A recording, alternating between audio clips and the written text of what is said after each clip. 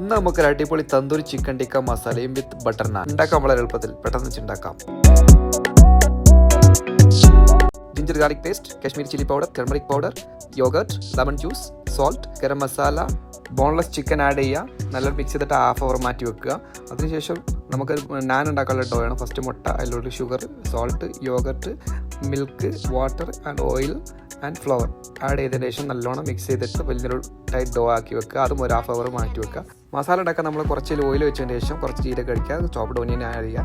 അതിന് ഒന്ന് വാടിയതിന് ശേഷം കുറച്ച് ജിഞ്ചർ ഗാർലിക് പേസ്റ്റും പിന്നെ ചോപ്ഡ് ടൊമാറ്റോയും കൂടി ആഡ് ചെയ്തതിന് ശേഷം കുറച്ച് ബട്ടറും കൂടി ആഡ് ചെയ്യുക. അതിന് ശേഷം കുറച്ച് നമുക്ക് garam masala, Kashmiri chilli powder, turmeric powder, coriander powder and cumin powder അവർ സോട്ട് ചെയ്തതിന് ശേഷം നമുക്ക് കുറച്ച് ടൊമാറ്റോ പ്യൂരി, നിങ്ങൾക്ക് വേണമെന്നുണ്ടെങ്കിൽ കുറച്ച് കെച്ചപ്പ് ആഡ് ചെയ്യുക. അതിന് ശേഷം കസൂരി മേത്തിയും കുറച്ച് ക്രീമും കുറച്ച് ബട്ടറും കൂടി ആയതിനു ശേഷം ഉപ്പ് നോക്കിയതിന് ശേഷം നമുക്ക് മാറ്റി. ഈ ടൈമിൽ നമുക്ക് ചിക്കൻ ഒന്ന് തന്തൂരാവെള്ളം നമുക്കൊന്ന് കുക്കാക്കി എടുക്കാം.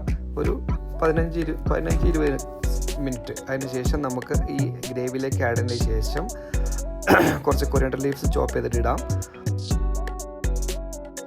എന്നിട്ട് നമുക്ക് നാൻ ഉണ്ടാക്കാം. നാൻ ഇതേപോലെ നമ്മൾ പരുത്തതിന് ശേഷം നല്ല അടിച്ച് പരുത്തതിന് ശേഷം നാനിൻ്റെ പില്ലോയിൽ വെച്ചിട്ട് നമുക്ക് അത് ഒരു 5 മിനിറ്റ് അതിൻ്റെ മേലെ നമുക്ക് കുറച്ച് ബട്ടർ പൊട്ടിയതിന് ശേഷം നമുക്ക് സെർവ് ചെയ്യാം. ഗാർണിഷിനായി നമുക്ക് കുറച്ച് ചിക്കൻ്റെ മേലെ കുറച്ച് ക്രീമും ആൻഡ് ചോപ്ഡ് കൊറിയാൻഡർ ലീവ്സും ഇട്ട് കൊടുക്കാം. നമുക്കൊന്ന് ടേസ്റ്റ് ചെയ്ത് നോക്കാം.